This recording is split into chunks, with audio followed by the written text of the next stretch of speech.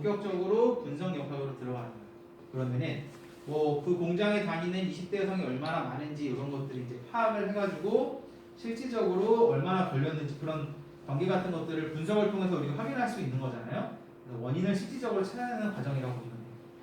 자, 말이 되게 많은데 여기도 다 넘어갑시다. 자, 이 장면을 여기를 딱 기억하시면 돼요.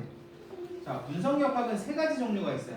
단면 연구가 있고, 첫 번째 단면 연구 나오는데 단면 연구가 있고, 환자 대조군 연구가 있고, 코호트 연구라는 게 있습니다. 자, 우리가 이 분석 역학은 간단하게 얘기하면 방향성이 있고 어떤 타이밍이라는 게 있는데 그냥 뭐 이렇게는 설명 안 할게요. 오늘은 단면 연구는 이게 시점이라는 게 있을 거 아니에요. 과거가 있고 현재가 있고 미래가 있을 거 아니에요. 그죠? 그러면은 단면 연구는 우리가 단면을 딱 자르듯이 딱 그 장면만 스냅샷처럼 이제 촬영을 하듯이 딱 현재만 봅니다. 현재만 딱 보고 그럼 현재 시점에서 질병에 걸려 있으면서 노출된 사람이 있고 안 걸렸고 노출된 사람이 있고 질병에 걸렸고 노출 안 된 사람이 있고 다 이럴 거 아니에요. 그죠? 반도체 공장에 다니면서 질병에 걸린 사람도 있고 안 다니면서 안 걸린 사람도 있고 안 다녔는데 걸린 사람도 있고 걸렸는데 안 다닌 사람도 있고 다 이런 식으로 해갖고 우리가 A, B, C, D 아까 그 4개로 박스 같은 거 만들듯이 딱 지금의 시점에서 질병이랑 노출과의 그냥 상관관계만 분석하는 게 단면 연구라고 보시면 돼요. 자, 이게 단면 연구고 자, 두 번째로 넘어갑시다.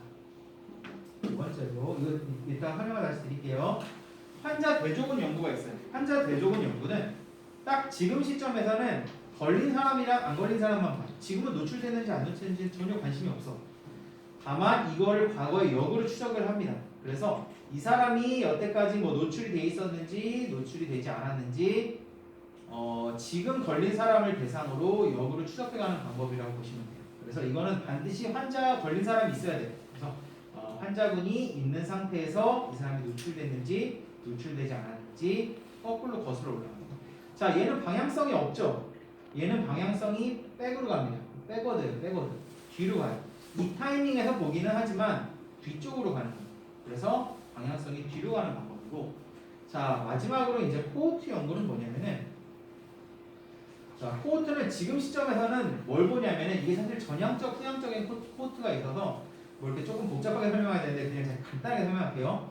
코호트 연구는 뭐냐면 지금 시점을 보는데 지금 시점에서는 노출됐는지 노출되지 않았는지만 보는 거예요. 다시 말해서 위에는 질병에 걸린 사람들이 있을 거 아니에요. 지금 시점에서 이 사람들을 갖다가 연구하고 밑에는 이제 추적해 나가는데 여기서는 질병은 관심 없어. 딱 지금 시점에서 반도체 공장 다니는 사람, 안 다니는 사람 나눕니다. 그래서 이 사람들을 20년 동안 추적 조사를 하는 거예요. 질병에 걸리는지 안 걸리는지. 그래서 현재 시점에서 미래로 가는 방법이 코호트 방법입니다. 그래서 이 세 개가 있다고 보시면 돼요. 단면 연구는 방향성이 없이 딱 현재를 그냥 딱 무자르듯이 그냥 지금 장면만 딱 사진으로 찍은 거라고 보시면 되고 환자 대조군은 지금 걸려있는 사람이 있을 거 아니에요? 이 사람의 병력을 추적하는 거예요. 전에 노출이 됐는지 안 노출됐는지 과거 방향으로 가는 거고 코호트는 지금 시점으로부터 이제 노출된 사람 안 노출된 사람 있을 거 아니에요? 이제부터 추적 조사하겠다는 거예요.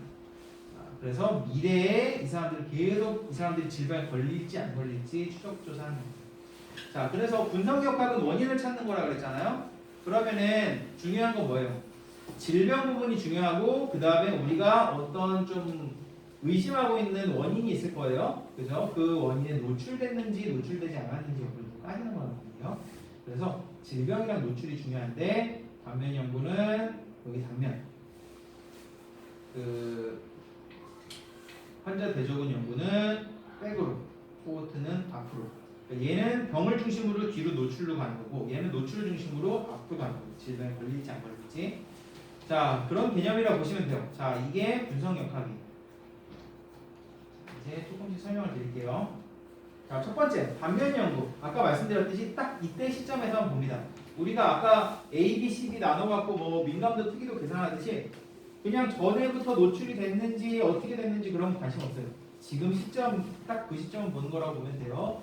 자, 그래서 이거는 방향성이 없어요. 방향성 없어요. 논 디렉션. 방향성은 없고 타이밍 자체는 이제 과거의 거를 본다. 이런 식으로 보시면 되고. 크로스 섹셔널 스터디라고 합니다. 단면이에요. 크로스 섹션. 그래갖고 특정 질병의 유무와 질병의 원인으로 의심되는 유해 요인을 현재 시점에서 동시에 조사하는 거라고 보시면 돼요. 자, 그럼 이제 모집단이 있으면 아까 우리가 A, B, C, D 나눴듯이 걸린 사람, 안 걸린 사람, 노출된 사람, 안 노출된 사람 이런 식으로 해서 이제 계산을 하는 거예요. 그래서 둘 다 걸린 사람이 그 노출도 되고 걸린 사람도 있고 노출도 안 되고 안 걸린 사람도 있고 노출은 됐는데 안 걸린 사람도 있고 노출도 안 됐는데 걸린 사람도 있단 말이에요. 그래서 이런 것들을 이제 비교하는 방법이라고 보시면 돼요. 그래서 AKA 이거는 소위 말하는 프리밸런스 스터디. 이거 프리밸런스가 아까 유병률이라고 그랬죠? 지금 시점에서 그냥 유병률을 보는 그런 연구랑 비슷하다는 거예요. 그래서 개인의 위험 요인 노출 연구와 질병 유무를 한 시점에서 동시에 조사하는 연구로 질병 유병률을 사용을 하고 그래서 유병 연구라고도 하고 자 스냅샷 딱 그 단면을 딱 그냥 사진으로 찍듯이 그냥 딱 그때의 노출과 질병만 따지는 방법입니다. 자 이거는 방법이 되게 간단하죠. 뭐 뒤에 거 추적부터 조사할 필요도 없고 미래 시점을 조사할 필요도 없고 딱 그냥 딱 그 시점에서 노출이랑 질병의 여부를 그냥 따지기 때문에 시간이랑 경비가 굉장히 절약이 됩니다. 그 다음에 기타 뭐 다양한 장점이 있고 자 단점은 어때요?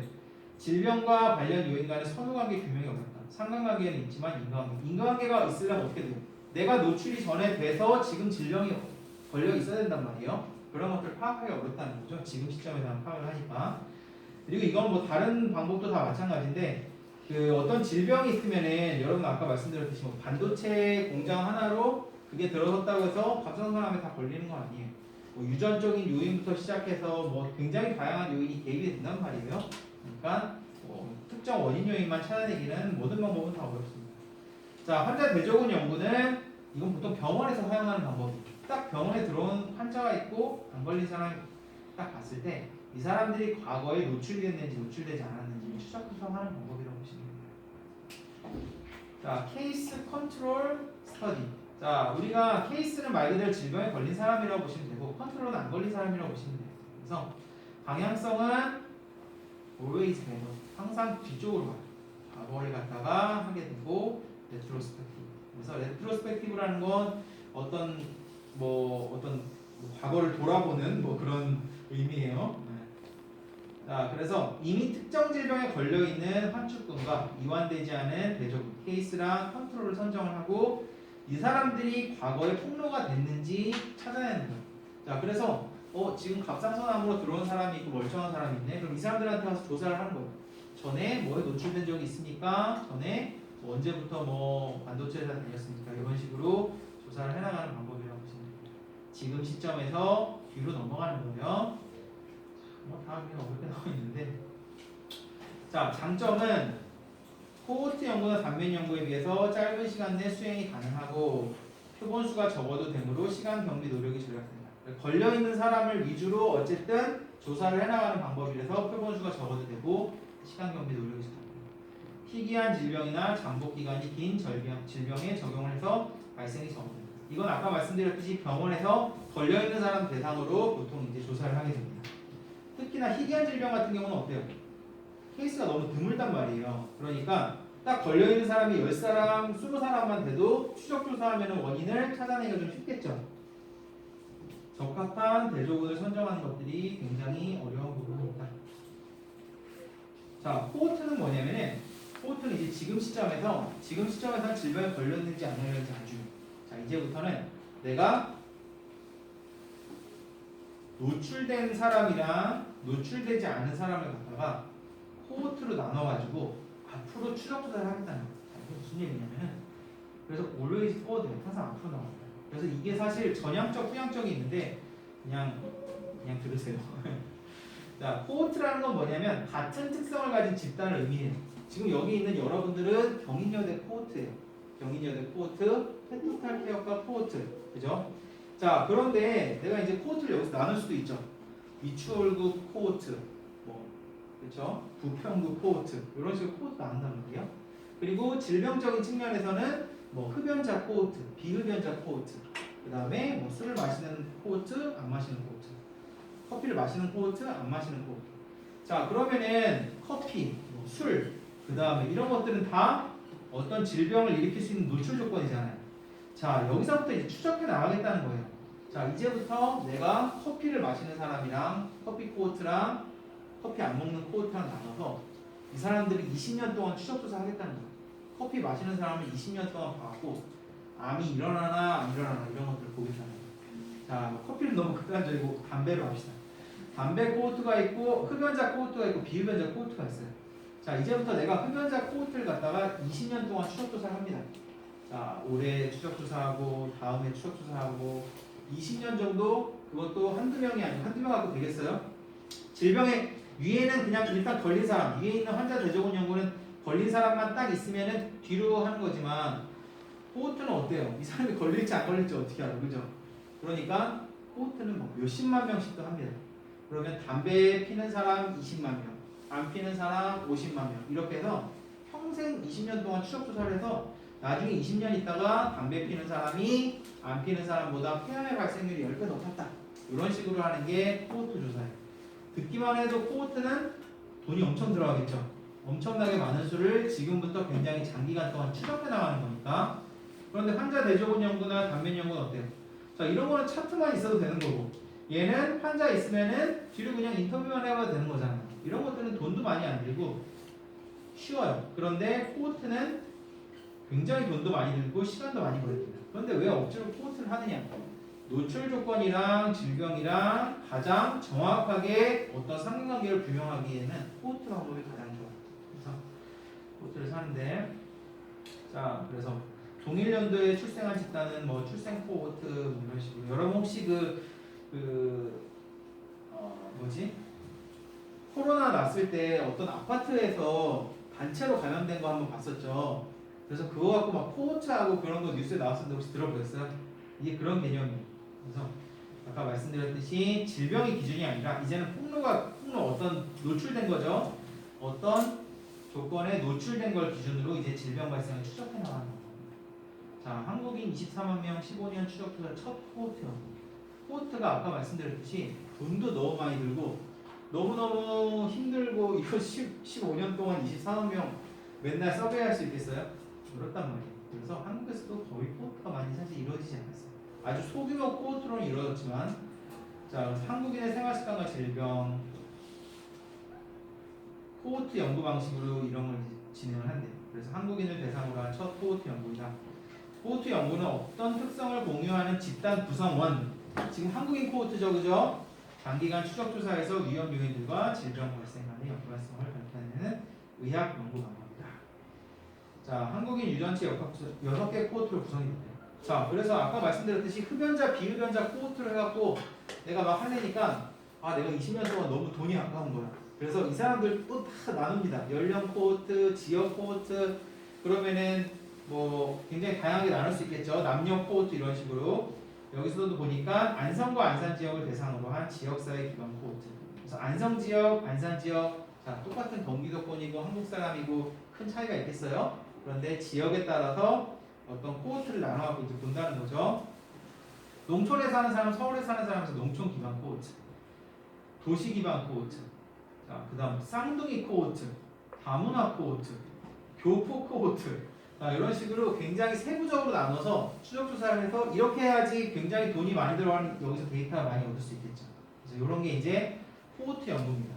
자, 그럼 이제 세 가지가 정리가 됐죠.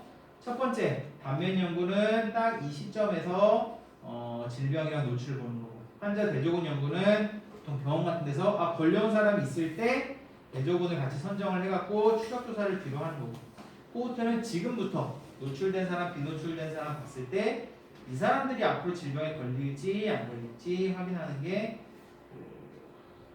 코호트 연구입니다. 그리고 쭉 해서 그냥 끝낼게요. 슬라이드 많이 남지 않았습니다. 자, 그래서 이게 뭐 전향적, 후향적 코호트가 있는데 이게 연구하는 시점에 따라 조금씩 달라요. 근데 이렇게 하면 나도 너무 헷갈려요. 그래서 그냥 딱 제가 여러 가지 굉장히 이걸 가르치려고 여러 가지 어떤 슬라이드라든지 이제 요거는 이제 동물 쪽뿐만 아니라 사람도 역학을 많이 하거든요. 지금 코로나 이런 건 전부 역학이에요. 그래서 그 사람 쪽 공중보건 교재인가 어디서 이제 본 건데 이게 가장 보기가 쉬운 것 같아요. 하는 거에 비해서. 그냥 좀 하면서. 자, 근데 코호트는 아까 말씀드렸듯이 어떤 질병과 노출과의 어떤 조건을 보기에는 코호트 방법이 제일 좋아요. 직접 증명이 가능한 유일한 방법이고 상관관계를 평가하는데 좋은 방법인데 자, 단점은 비용도 많이 들고 발생률이 낮은 질병에는 비효율적이에요. 엄청 희귀병이라 그러면 이게 코호트를 하면 돼요, 안 돼요? 희귀병이면은 어떤 다양한 조건이 막 노출이 된다고 해도 병이 안 일어날 수도 있잖아요. 그러니까 그런 거는 코호트를 하면 안 되죠. 그런 거는 무슨 연구를 해야 돼요? 환자 대조군 연구를 해야 되는 거죠. 아까 말씀드렸듯이 희귀한 질병 같은 경우, 잠복 기간이 긴 질병 이렇게 발생이 안 된 애들은 환자가 오면 너무 귀해. 그래서 이 사람들을 대상으로 노출 조건을 찾아가지고 할 수가 있겠죠. 그런데 코호트는 그게 안 된단 말이에요. 그러니까 희귀한 질병 코호트를 하면 안 돼. 그죠? 완전 돈 낭비니까. 그래서 발생률이 낮은 질병에는 굉장히 비효율적이다. 자, 그래서 코호트는 굉장히 유용한 방법이지만 가장 큰 단점은 간단하게 얘기하면 지금 우리나라도 처음 했다고 그러죠. 이게 몇 년도인가요? 아까 뉴스가 2016년. 지금 어떨지 모르겠네. 간단하게 얘기하면 아주 돈이 너무 많이 들고 시간도 많이 든다. 자, 20만 명을 추적 조사한다고 해보세요. 여러분 한 5년까지는 이 사람들 연락도 되고 하겠지만 10년 지나면 이게 되겠어요? 다 이메일 보내달라는 다 까먹고 전화번호도 바뀌고 그런 경우가 많단 말이에요. 실제로 코호트가 그런 게 되게 많아서 그런 걸 다 감안하고 굉장히 많은 수를 잡아서 합니다. 처음부터. 자, 그래서 코호트 연구에서의 뭐 위험도 비교, 발생률 비교, 위험도, 기여 위험도 요건 이제 위에서 나온 내용인데 그냥 뭐 참고적으로 그냥 한번 읽어보세요. 중요한 내용은 아니고 이게 그 식에 넣어서 이제 계산하는 방법이 있어요. 난 이거 왜 하는지 잘 모르겠어요. 제가 여기서 이제 하는 내용들은 아까 제가 슬라이드 되게 많이 잘라냈다 그랬죠. 굉장히 어려운 내용들은 사실 되게 많이 잘라냈고 솔직히 얘기하면 다른 학교는 모르겠는데 이 역학을 안 가르쳐 주는 데가 꽤 많을 거예요. 실제로 동물 공중보건학에는 역학 파트가 없어요. 왜냐면은 사실 교수도 이해를 잘 못하겠거든요. 이게 왜 그러냐면은 저는 이제 건대에 있을 때 그 다른 교수님이랑 티칭을 하면은 이제 나이도 좀 있고 한데 나보고 자꾸 역학을 하래. 그래서 나도 무슨 얘기인지 모르겠거든요. 이거 보면 아까 말했죠. 우리나라에 역학 전공한 사람이 굉장히 드물다고. 요새는 이 역학이 이런 숫자 계산하고 이런 수준이 아니라 컴퓨터에서 이 프로그래밍하고 모델링을 짜고 이런 게 굉장히 많아요. 그러니까 지금 막 코로나 발생 우리가 예측하잖아요. 다음 주에 피크를 찍을 것이다. 이런 것들이 다 이런 프로그램 같은 거에 넣어봐서 나오는 데이터고 그렇기 때문에 이게 제가 이제 역학 첫 시간에 말씀드렸죠. 통계, 컴퓨터 이런 것들이 많이 인구학 이런 것들이 많이 개입된다고. 그래서 그냥 뭐 의학이라든지 수의학 아니면 생물학을 한 사람들한테는 조금 이게 헷갈리는 부분들이 많아요. 역학에 대해서. 그래서 이제 그런 부분들이 많고 그래서 사실은 역학 파트가 꽤 양이 많은데 제가 잘라낸 부분들도 굉장히 많고 그래서 그 사실은 제가 지금 한 교수님 한 4-5분이랑 공중보건학 교재를 어떤 출판사에서 주관해서 만들고 있어요. 그래서 거기는 역학 파트가 들어갑니다. 역학은 그 왜 들어가 제가 쓴 파트는 아니고 저는 안 쓴다고 했어요. 말씀드렸듯이 그 공중보건은 네 파트가 제일 중요해요. 수의 쪽이든 동물 쪽이든 역학, 인수공통 감염병, 사람은 좀 다르겠지만 그 다음에 식초위생, 환경위생 4개가 중요한데 역학은 사실 뺄 수가 없어요. 그래서 그리고 사료위생이 들어간다고 하는데 조금 뭐 좀 사료위생은 모르겠는데 자 그렇게 되고 자 그 다음에 아까 역학이 뭐 분석역학, 기술역학 다양하게 있었죠. 그 다음에 임상역학도 있어요. 임상에서 제기되는 각종 문제에 관심을 집중한다. 이런 것들 정상, 비정상, 진단, 빈도, 예후, 치료 이런 것까지 이제 파악을 하는 게 이제 임상역학인데 보통 역학은 치료법에는 크게 관심이 없는 경우가 많아요. 아까 말씀드렸듯이 진단에 이제 치료는 이제 임상 쪽에서 하는 거니까 우리가 이제 임상역학이니까 어쨌든 치료까지 하고 그 다음에 이제 뭐 실험역학이라는 것도 있어요. 그래서 실험적으로 이제 규명하는 것이 가장 확실한 연구 방법이다. 자, 근데 실험 역학이라는 건 뭐 어쨌든 우리가 아까 말씀드렸듯이 담배랑 어떤 흡연이랑 폐암이랑 상관관계를 볼 때 뭐 코호트를 하든 단면 연구를 하든 그런 식으로 추적 조사를 해서 추측을 하기도 하지만 제일 확실한 방법은 뭐예요? 마우스라든지 쥐라든지 래트라든지 이런 애들한테 담배 연기를 시해주고 폐암이 어느 정도 발생하는지 아예 이런 것들에 노출되지 않은 애들에 비해서 그런 것들을 파악하면은 훨씬 더 정확하겠죠. 그래서 이제 역학적인 그런 어떤 원인자 같은 규명하는 거 이제 실험의 방법으로도 이제 많이 한다고 보시면 되고, 자, 단계적인 실험을 수행하여 얽혀 있는 원인을 하나씩 풀어갈 수 있고, 연구하고자 하는 요인을 연구자가 임의로 조작하여 모든 조건을 우리가 조작할 수 있죠. 다시 말해서 흡연이랑 폐암과의 상관관계는 우리가 조작도 안 되고 굉장히 다양한 요소가 개입된단 말이에요. 왜냐하면 암이라는 거는 유전이라든지 연령이라든지 이런 것들이 다 개입이 되기 때문에 그런 것들을 맞출 수가 없어요. 다 동일하게 맞출 수가 없는데 실험은 어때요? 다 똑같은 나이에 마우스를 사용하고 똑같은 유전자의 마우스를 사용하고 똑같은 어떤 환경에 이제 살고 있는 마우스를 사용하고 흡연, 비흡연만 다르게 해줄 수 있단 말이에요. 그래서 조작하는 게 이제 가능하겠는데, 자, 실험적 결과도 실제 생활에 적용이 어려울 수 있습니다. 이거는 뭐냐면은 그 동물 실험을 실제로 해갖고 결과가 딱 나왔잖아요.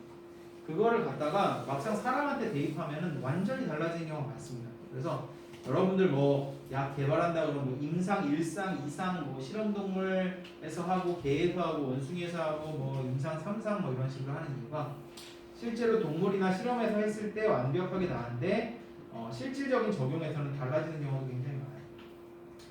그 다음에 뭐 이론 역학이라는 거는 아까 말씀드렸죠. 어떤 모델링 같은 걸 만든다든지 어떤 프로그램 같은 걸 만든다든지 어떤 예측 모델 같은 걸 만드는 거, 다 그런 것들이 어떤 뭐 수학이라든지 어떤 통계라든지 그런 이론적인 기반이 있는 경우가 많고, 모형 같은 거 만드는 거, 아까 본 우리가 ROC 커브 같은 거, 그런 것도 이런 거 일종이라고 보시면 되죠.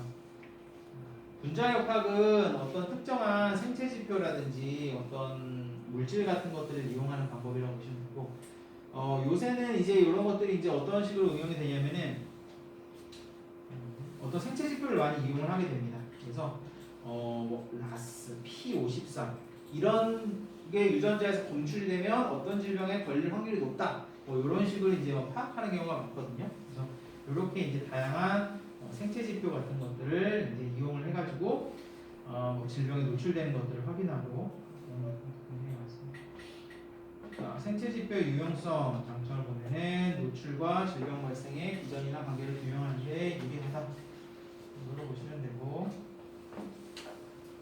생체 지표를 쓸 때는 그 얘네들이 어떤 식으로 흡수돼서 이 양리 여러분들 의약품 시간 같은 데 이제 배우게 되는데 4단계로 되어 있어요. 어떤 모든 물질은 몸에 들어오게 되면 흡수되고 몸에 분포된 후에 얘네들이 그 간이라든지 이런 데서 배설됩니다. 그래서 배설에 이제 용이한 물질로 바뀌고, 배설은 보통 이제 소변이라든지 배변을 통해서 신장이라든지 위장을 통해서 나가게 되죠. 모든 약은 그런 식으로 들어와서 나가게 되는데, 그런 걸 갖다가 약동학이라고 해요. 그래서 뭐 약역학, 약동학, 약미학 뭐 이렇게 있는데 그런 이해 같은 게 당연히 이제 있어야 되고. 자, 마지막 파트입니다. 유행의 현지 조사 요령. 이거 금방 끝나요. 자, 이제 어느 지역에서 막 질병이 터지기 시작하면은 질병관리본부나 아니면 검역검사본부 같은 데서 검사관을 파견하는 역학조사관이라고 해요. 그런 사람들을 파견해서 그 사람들이 원인이 뭔가, 감수성 어떤 애들이 걸리나, 근원이 뭔가, 어떤 식으로 전파가 되나, 호흡기 전파냐, 아니면 어떤 경로로 전파되냐, 자, 얘네가 터졌을 때 비용이 어떻게 되냐, 이제 어떻게 차단하고 통제해야 되냐, 이런 것들에 대해서 이제 문제가 있을 수 있고, 그래서 출장을 가서 사람은 잘 모르겠지만 동물은 이런 식으로 출장을 가서 유행이 어떻게 되는지 조사를 하게 됩니다. 역학조사관들이 내려가서 그래서 문헌 고찰하고 정보 확보하고 행정기관 뭐 구청, 군청, 검역본부 이런데 협조 요청하고 그 다음에 조사팀을 이제 구성을 해서 내려가게 돼서 뭐 이제 필요한 기구나 소모품 보통 치료 같은 거 채취하는 거겠죠. 이제 여유 있게 갖고 와서 조사를 하게 된다. 그래서 처음에 이제 아까 기술역학이랑 분석역학이 있다고 그랬죠. 그래서 그런 질병에 대해서 모든 어떤 뭐 특성이 어떻고 누가 걸리고 병력이 어떻고 환경은 어떻고 이런 것들 조사하는 게 기술 단계고, 자 이걸 찾았어. 이제 어떤 질병인지 알겠다. 그러면은 가설을 이제 세우는 거죠. 뭐에 노출돼서 이런 질병이 생기나 보다, 이런 가설을 세웠으면 분석역학들을 통해서 이런 것들을 찾아내는 거라고 보시면 되고, 그래서 감별 진단 목록이나 아니면 실험실 검사 자료 같은 거 갖고 와서 분석하고, 나중에는 이제 대책도 수립을 해야겠죠. 어떤 식으로 대응을 해야 될지, 규모를 파악하고 역학적인 특성을 분석하고 원인을 규명해서 마지막에 하는 건 뭐예요? 방역을. 부지역 같은 거 걸렸을 때 보니까 막 지역마다 물 같은 거, 뭐 소독약 같은 거 뿌리고 자동차 전부 다 이동 제한 조치 같은 거 하고, 그렇죠? 그런 것들이 일종의 방역 활동이라고 보시면 되겠죠. 자, 수업은 여기까지 하고, 배고프죠?